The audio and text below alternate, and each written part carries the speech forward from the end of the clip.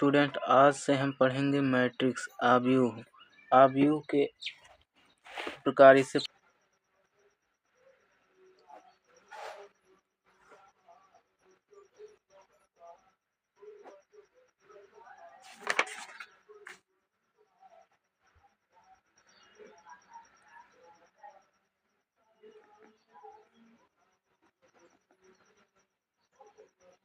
स्तंभाव्यूह, दूसरा और तीसरा है शून्य या रिक्ताव्यूह।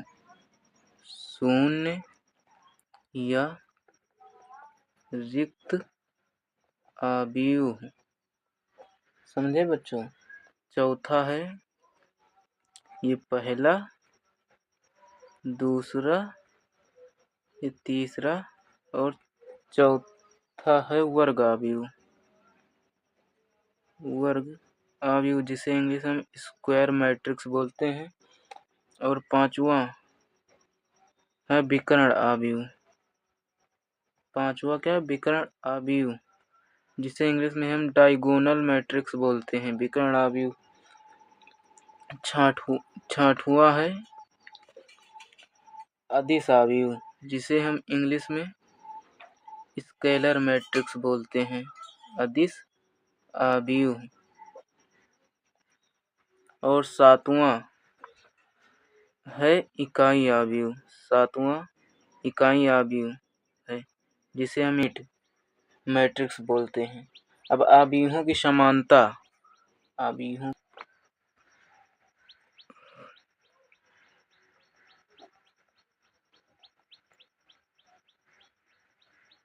आव्यूहों की समानता। पहला, यदि ए और बी दोनों तुल्य हों, अर्थात ए की कोटि व बी की कोटि समान हो। दूसरा, ए का प्रत्येक अवयव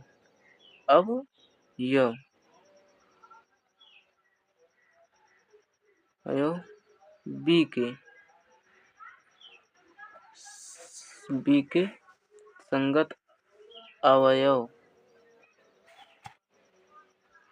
के बराबर हो, तब हम दोनों आव्यूहों की समानता कर सकते हैं। समझे बच्चों।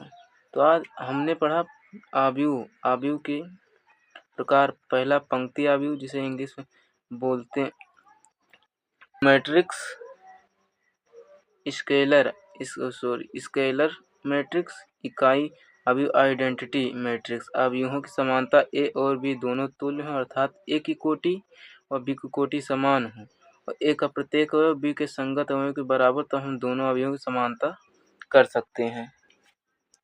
अब देखिए कोटि क्या होती है। कोटि का मतलब देखिए ऑर्डर या कोटि, m क्रॉस n, अर्थात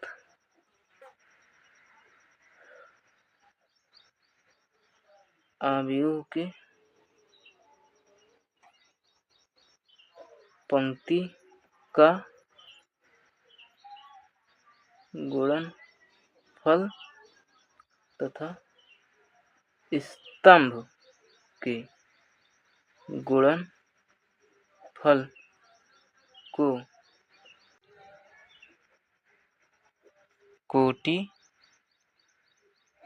कहते हैं। अर्थात m क्रॉस n। m